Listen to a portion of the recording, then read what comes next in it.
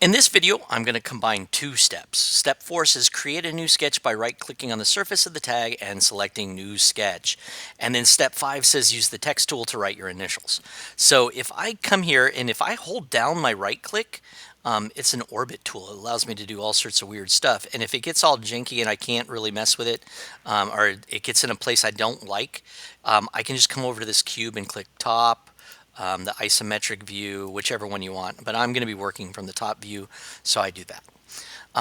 So I do a right click, I hit New Sketch, and then I just click on the surface. And so right now I have a Sketch 2 that's open.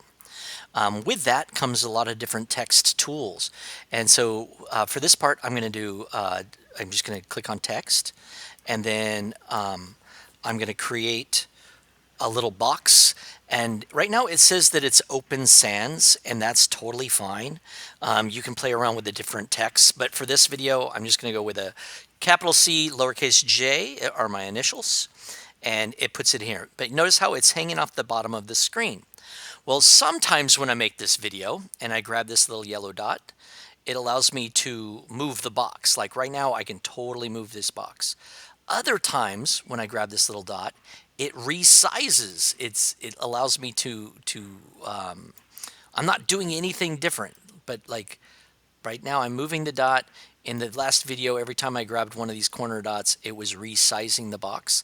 And so I don't know what I'm doing different, but definitely play around with that.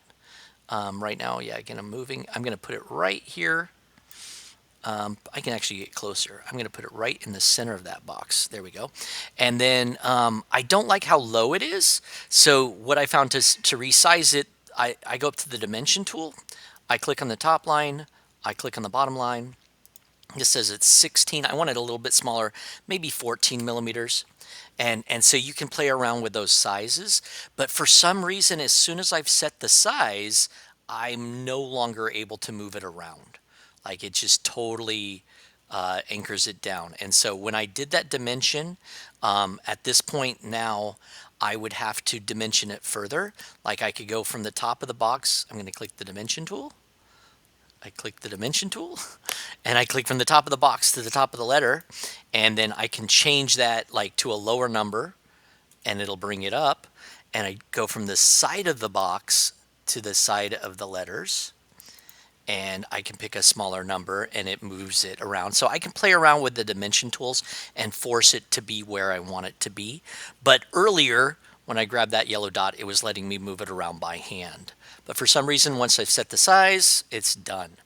From there, I'm going to hit Finish Sketch by clicking that little green little thing. And it's there, it's just you can't really see it. And so then it says extrude the letters 1 millimeter. So at this point, I'm going to go up to, I finished that sketch. Now I've got my extrude again.